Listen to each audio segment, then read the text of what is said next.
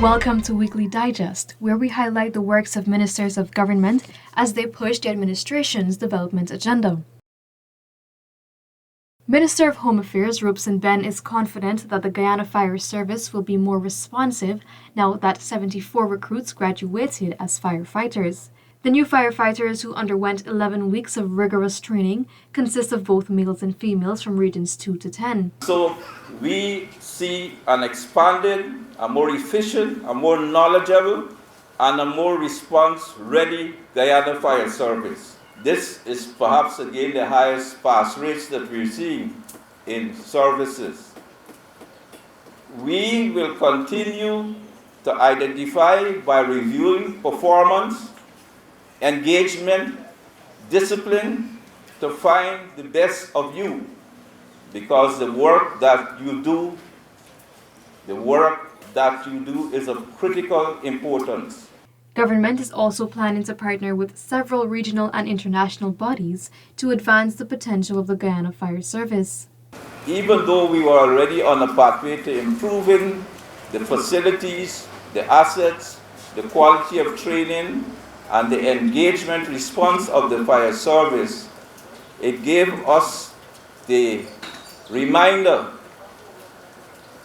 the introspection, a reset in our thinking of our responsibility in relation to the protection of people, the saving of lives. The Court of Appeal dismissed the appeal filed by APNU-AFC against the decision of Chief Justice Acton Roxanne George, which dismissed election petition number 88. With this ruling, the Court of Appeal has affirmed that the order used to facilitate the recount of the ballots at the 2020 elections was lawful. We essentially argued that the Election Laws Amendment Act by Section 22 expressly authorizes the GCOM to take certain steps in the face of difficulties to resolve those difficulties. More than 4,000 toys were given to children from various communities in Region 6 as part of government's Christmas cheer. Minister of Agriculture Zulfikar Mustafa led the distribution and was satisfied to see the immense happiness on the children's faces after receiving their gifts. And I hope that you'll use it and you'll enjoy yourself during the holiday. You'll enjoy the Christmas and you'll have a Merry Christmas. As government continues to revitalize the sugar industry, the National Assembly approved $2.6 billion to bolster the operational cost at the Guyana Sugar Corporation, GuySuCo. This area is for wages and salaries, and it's breakdown. Wages $383 million, salaries $172 million, that those are monthly staff, and pension $88 million. Guyana also continues to intensify efforts to promote sustained economic growth in the livestock industry. As such, another 250 cows are expected to undergo embryo transplants at the Ebony Farm in the Takama area in 2024. This year, we did already 50 of those embryo transplants, which was very successful, and we have another 250 by next year. We should complete those. So that will help us to have better breed of animal, have more cattle in the industry, both for dairy and beef. Several vehicles and equipment were this week handed over to the community of Matthews Ridge by Housing and Water Minister Colin Crowell. The vehicles were handed over to bolster transportation and other efforts towards development in the community. So we have behind me investment of about $21 million, which comprises a number of things. One, transportation. All these communities, the bus, a form of transportation, whether it's for a bus, helps in terms of mobility, helps in terms of children getting to and from school, and as well as for community activities. Matthews Ridge itself, from the time whether you're coming from the other end or you're coming through landing here by the airstrip, once you enter, you will see a lot of development taking place, both physically as well for enhancement of the people, their lives in general. Minister Colin Crowell also reaffirmed government's commitment of enhancing water service by 2025, noting that a significant investment is being made to ensure Guyanese have access to treated water on a 24-hour basis. There are two things we're trying to satisfy mainly. One, to ensure that persons are able to get 24 hours water to the households. Two, to ensure that the water that is coming to the household, it's treated. And that's what all of this investment that you see here. $31,730,000 was approved by the Parliamentary Committee of Supply on Tuesday towards the provision of new furniture and equipment for Zealot and Arthurville primary schools in Region 3. While we were able to use back some of the furniture, in the process we had to replace some, as well as put in for the first time something the school has never had: furniture for the TVET labs, the computer labs, and all the other facilities that are currently in that really nicely appointed school. Guyana's health sector will continue to see massive expansion with the injection of $3.6 billion, which was approved by the National Assembly.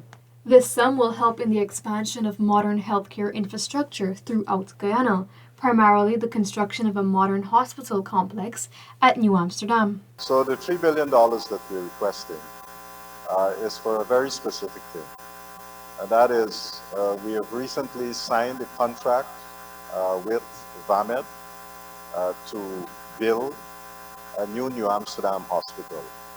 And as per contract, the government's obligation is that we have to advance 10% to the company. And this $3 billion reflects that 10% that would be advanced to the company.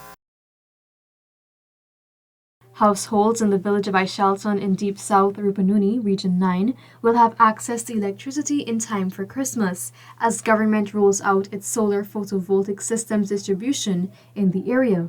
We are very pleased as a government. In fact, Dr. Irfan Ali is very pleased that having returned back the PDP Civic to office, we are now completing this program where every single family will receive a solar panel, and it will be, the beneficiaries will come from the Amerindian villages, remote communities, riverine communities, and of course, those communities that do not have electricity. Additionally, more than $18 million in projects has been commissioned in Ishalton. Minister Sukai officially opened a $9 million guest house, a $1.8 million conference hall and benab, and $3 million catering and village kitchen, among other major developmental projects. Prime Minister Brigadier Retired Mark Phillips brought Christmas cheer to a number of communities on Wednesday through several toy and hamper distribution exercises. The Prime Minister distributed hundreds of toys and hampers in the communities of Rasville, West Rumveld, Festival City Better for Wacton, and Dazzle Housing Scheme. We send toys to Barbies and we send some toys to Linden, and we have another set based on request from the community in Kurukuru. And if we put our hands on some more toys, you better believe it, Christmas Day we'll be distributing toys again. We are all looking forward to all of our children being able to spend a good Christmas, whether it is here in Sophia, on the East Bank, on the East Coast. We want all our children to enjoy Christmas. So I'm happy that we can do this and we can be able to help our children enjoy the Christmas festivity and this Christmas season. The Region 8 Championship Cup was an exciting sporting event with male and female football athletes from Canapang emerging victorious in the thrilling tournament held at the Cato Sports Ground. The Ministry of Amerindian Affairs' first ever sponsored tournament, with support from the Office of the Vice President, drew sports enthusiasts from across the region. The Ministry of Amerindian Affairs continues to promote sports among the hinterland and the interior locations, the communities, in the riverine communities and so on. We continue to support this great initiative that is very beneficial for the development and growth of young people. She also handed over checks worth $1 million each to 8 villages in the region to boost sports facilities. I want to announce that those villages that did not receive their $1 million in July will be receiving the checks today. So that is why we were asking the village council and the teams to be here, because we want the young people and the team leaders and the team members to know that we have not forgotten you, that your request was considered. This has brought us to the end of this edition of Weekly Digest. For these and other government-related stories, do log on to our website at dpi.gov.gy and our social media platforms as well. Goodbye.